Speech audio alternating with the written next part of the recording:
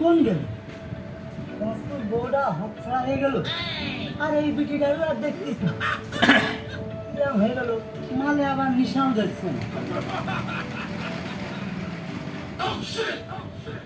ইজাউল আমার বউ কোনে ফেরত দিবি নাকি তোর তামক গুঁড়ো করার মতন তোর এখন বাড়িয়ে গুঁড়ো তুস করবো আমার বউ দে। ও বাবু বাড়ির পাশে দেখে আইসো, বাড়ির পাশে যেটা রয়েছে ওইটা আমার, তোমার না। তাহলে আমার বউর কাপড়ের টুকলা তোর মাথায় ছিল কীর্তি। তুমি কার কথা করছো? ওই যে কালো মতো করে বেটে ওই বিটি।